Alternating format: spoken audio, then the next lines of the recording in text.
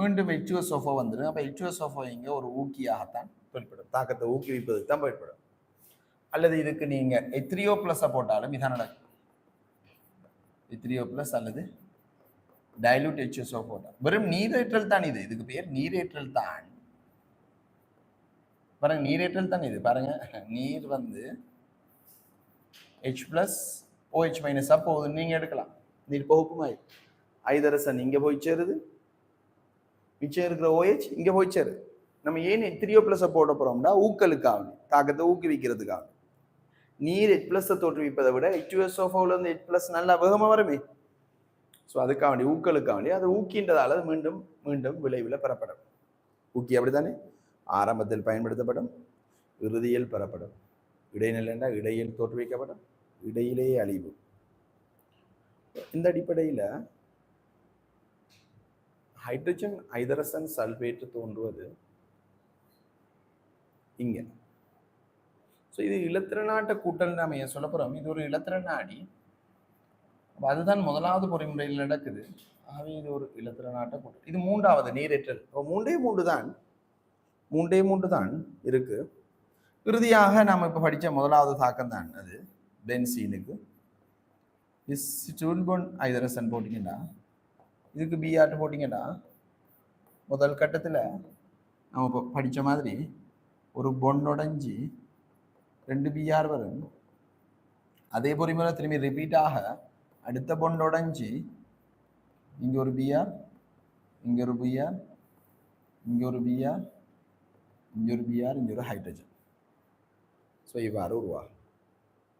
So முதலாவது தவிர மற்ற எல்லாம் இலத்திரனாட்ட கூட்டல் பொறிமுறையோட ஒத்து போகுது.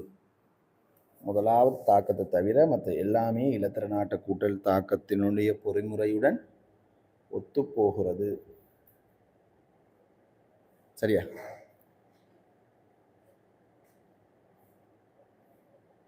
ஸோ இலத்திரனாட்ட கூட்டல் தாக்கம் 3 நம்ம சொன்னோம். ஒன்று அலசனேற்றம் Br2 அல்லது CCl4 சேர்த்தால், ரெண்டது HX ஏற்றம்,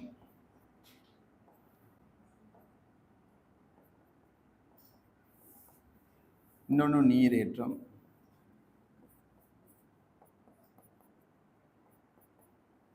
டபுள் பொண்ணுக்கு ட்ரிபிள் பொண்ட் வந்திருந்தால் ரெண்டுலேயும் நடக்கும்.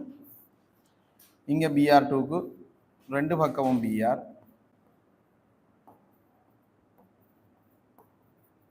HX ஏற்றத்துக்கு ஒரு இடத்துல மட்டும் 2 Br, இங்கே ரெண்டு பக்கத்துலையும் ஐதரசன், ரெண்டு பக்கம் அப்படி வராதா, ஒரு இடத்துல மட்டும்தான் அலசன் வரும்.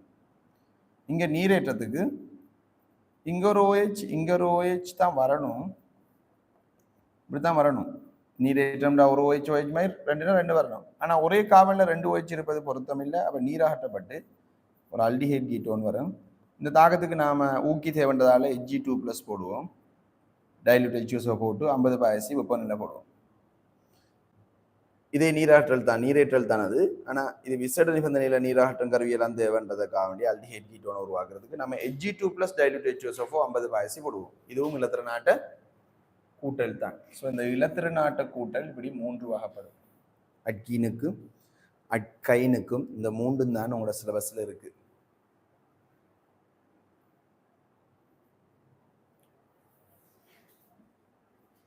ஓகே,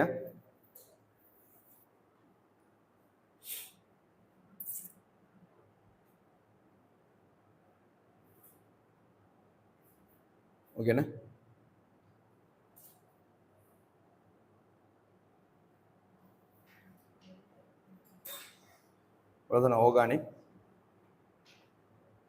ஆர்கானிக் இதெல்லாம் பார்த்துட்டோமே. ஓகே, இன்ஆர்கானிக் பார்ப்போம்.